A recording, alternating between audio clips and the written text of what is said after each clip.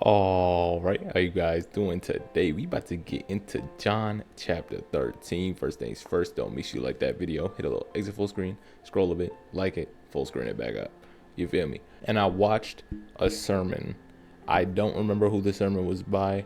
I could check. So I watched John MacArthur's thing through like one verse or chapter 9 verses like 1 through 12. Then I also watched 35 through 41, but it wasn't that I didn't like the way he said it, just didn't really make sense to me. So then I saw this one. I was just looking through, I was like, not many people have covered what I want to see with this chapter. It's like a whole bunch of like quick little videos. I want an in-depth breakdown. I want the history, the historical significance. I want the oddball, whatever. Just give me what I want to hear. And so I clicked this one. I was like, you know what? Whatever. I clicked this one. It is Pastor Paul Leboutier, Leboutillier, whatever you want to say. If it was pronounced the French spelling the way it looks like, it's Paul Leboutier, something like that. Regardless, very good. I like what he had to say. I really liked what he said. He was like, if you were blind at the end, it was just like common practice to think that people could sin. This is what John MacArthur said, that people believe that you could sin, like your soul could sin before you were given a body. So that's why the guy was born blind, was because he sinned before he got his body. That wasn't the case, even though humans have a sinful nature, whatever. There was also a thing that a woman with gonorrhea could give birth to blind kids through some form of genetic passing, whatever. That was probable, and that's why they said he could have sinned, because his mother sinned, and the past of the sins from the mother, and they were using some verse from Exodus talking about your father's sins will be weighed from generation to generation to generation, and that's why he was born blind. Not necessarily the case, but Jesus said that through the glory of God may be shown within him, and that's where Paul Leboutier brought it up. For the glory of God will be shown in him through his faith. He made the mud so that he would go wash, and that would be the testament of his faith. I think John MacArthur said it was a touch point, not Paul, but regardless, he was like, it's a touch point. You go, and because you get up to go wash, that's going to show your faith, and then through the faith you're healed. And one of them brought up, they both had good points. And then one of them brought up the fact that even later in the Bible, it sees like Paul's neck handkerchief, which is really like a sweatband in that time. People would just touch that because it touched him, but the fact that they touched it and they had faith made them healed. Just like that one lady who touched Jesus's robe, and he's like, who touched me? Because he felt the power drain out of him, because she had faith that touching him would heal her, and it did. So that was the significance of the mud. But the fact that he was blind was just so that the glory of God would be shown through him, that knowing that Jesus would have him be healed one day, and that people would believe because of that, which they did. And at the end, he was saying, you guys saying that you can see, that's why you have sin. But if you said that you were blind, you wouldn't have sin. Because they're saying we don't need God to see. Therefore, they're living in their sins by saying they're not blind, because they're basically saying they don't need God to heal them of their afflictions. Which is kind of what I was getting at when I said it, but I wasn't as confident when I said it. But both of those sermons helped me realize that that's kind of what it was talking about, was like they're blind, but they're not going to God to cure them of their blindness. They just assume that they're not blind, so they keep walking in sin. That's it. And for the story that I was going to mention last video that I put a little comment in about, you'll get that story, God willing, in the next video, if I remember. It was just before the Passover festival. Jesus knew that the hour had come for him to leave this world and go to the Father. Having loved his own who were in the world, he loved them to the end. The evening meal was in progress, and the devil had already prompted Judas, the son of Simon Iscariot, to betray Jesus. Jesus knew that the Father had put all things under his power, and that he had come from God and was returning to God. So he got up from the meal, took off his outer clothing, and wrapped a towel around his waist. After that, he poured water into a basin and began to wash his disciples' feet, drying them with the towel that was wrapped around him. He came to Simon Peter, who said to him, Lord, are you going to wash my feet? Jesus replied, you do not realize now what I am doing, but later you will understand. No, said Peter, you shall never wash my feet. Jesus answered, unless I wash you, you have no part with me. Then Lord, Simon Peter replied, not just my feet, but my hands and my head as well. Jesus answered, those who have had a bath need only to wash their feet. The whole body is clean, and you are clean, though not every one of you. For he knew who was going to betray him, and that was why he said not everyone was clean. When he had finished washing their feet, he put on his clothes and returned to his place. Do you understand what I have done for you? He asked them. You call me teacher and Lord, and rightly so, for that is what I am. Now that I, your Lord and teacher, have washed your feet, you should wash one another's feet. I have set you an example that you should do as I have done for you.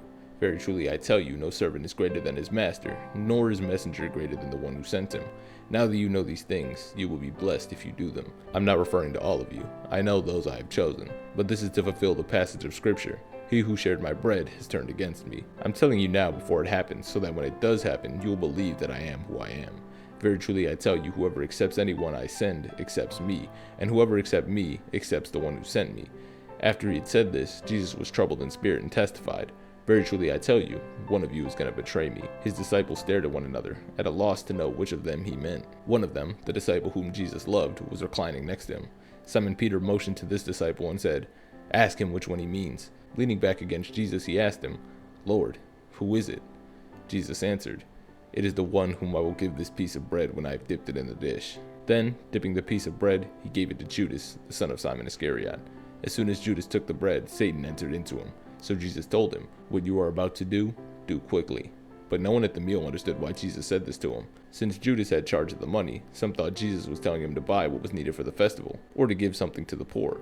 As soon as Judas had taken the bread, he went out, and it was night. When he was gone, Jesus said, Now the Son of Man is glorified, and God is glorified in him. If God is glorified in him, God will glorify the Son in himself, and will glorify him at once. My children, I will be with you only a little longer. You will look for me, just as I told the Jews. So I tell you now, where I am going, you cannot come. A new command I give you, love one another, as I have loved you, so you must love one another. By this, everyone will know that you are my disciples, if you love one another. Simon Peter asked him, Lord, where are you going? Jesus replied, Where I am going, you cannot follow now, but you will follow later.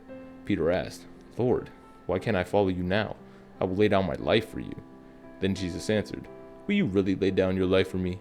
Very truly I tell you, before the rooster crows, you will disown me 3 times. For verse 10, Jesus answered, Those who have had a bath need only to wash their feet. Their whole body is clean, and you are clean, though not every one of you. I wonder if this means that by those who have had a bath need only to wash their feet, if this means like those who are clean everywhere, but where they, because like the feet you used to walk and they wore sandals, so the feet got dusty and so they got dirty. So I wonder if this means that the people who are clean in spirit but have a little bit of sin tainted in them, meaning they need to wash their feet because their feet are like the sinful part of their body, like they're washing that little bit of sin off because the rest of their body is clean. But that doesn't mean their body stays clean, because they have to take a shower eventually. Even if they're not that dirty, you have to continually take showers to make sure that you stay clean. So I wonder if he's saying you need to wash your feet a little bit more, because everyone has their, struggles that they deal with on a consistent basis, rather than some things that you're just like, well, I never struggle with that. But you need to, focus a little bit to make sure you don't ever struggle with it for real. But at the same time, something that you do struggle with a lot more, that's represented through your feet, and you need to do that. Their whole body is clean, and you are clean, though not every one of you. But I'm also assuming he didn't give Judas a shower, or a bath, pardon me. And he says, I have set an example that you should do as I have done for you. Very truly I tell you, no servant is greater than his master, nor is a messenger greater than the one who sent him. Now that you know these things, you will be blessed if you do them. And he's saying, I've washed your feet. Being your Lord and teacher, you should wash one another's feet. I, in the position that I'm in, above you guys, I have washed your feet. Who are, not like lower than me, like he's being condescending, but just like, you're humans. Straight up humans. I am the Son of Man. I'm the Messiah, but I still have washed your feet. So you should wash one another's feet. Meaning, it's a foreshadowing to what he says later, I'm pretty sure, of love your neighbor, do unto others you would have done unto you. Very truly I tell you, no servant is greater than his master, nor is the messenger greater than the one who sent him. Now that you know these things, you will be blessed if you do them. He's set the example that you should follow. He, in an exalted position, is, I don't want to say stooping because that sounds bad, but like taking on a lower role and also serving the ones who should serve him. If you want to say serve him, but All right, excuse the bad angle and the background noise, but I also just forgot to mention, he's literally washing their feet like he washes our sin away for believing in him and following him. How did I miss that? That just literally came to me. He's washing their feet like he washes our sin away. Anyway, I'm also confused at why nobody really did anything when he's like, yeah, whoever I give this piece of bread to, they're going to betray me. And then he literally goes, imagine that right now. Whoever I give this remote to, they're going to betray me. We put the show on. Hey, yo, here's this remote. Like, whoever I give the remote to, they're gonna betray me. Here you go. Like, bro, you're not gonna look at him. You're not gonna do something. You're not gonna ask what he's talking about. Like, what are you doing? And then he tells them to love one another as I have loved you, so you must love one another. And like he said before, I've given you the example to follow it. And he's showing them that he loves them by the actions he's doing. So he's telling us that we should show that we love everyone else by the actions that we do. Love one another as I have loved you. Lord, what is the greatest commandment? To love your neighbor. All the commandments are wrapped into one. Matthew 22:36. I looked this up, not that well versed yet. Teacher, which is the greatest commandment in the law? And Jesus replied, love the Lord your God with all your heart, with all your soul, and all your mind. This is the first and greatest commandment. And the second is like it.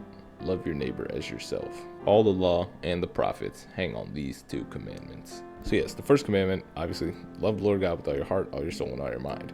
Obviously, if you do that, loving your neighbor as yourself just follows after. So, but you get the point. Love one another as I have loved you. You must love one another. Greatest commandment, love the Lord your God, and love your neighbor as yourself. So I will look up a sermon on verse 10, John 13, verse 10. Those who have had a bath need only to wash their feet, and the whole body is clean. If you are clean, though not every one of you. Just to make sure that I have the idea right. I don't think for certain that my interpretation on the sin and the whole body and the feet is necessarily correct. I think it's close, but I'm going to look up a sermon just to make sure that I have it, concrete in my mind. All right, that's going to be the end of the chapter. I hope you guys have yourselves a fantastic rest of your day. Peace.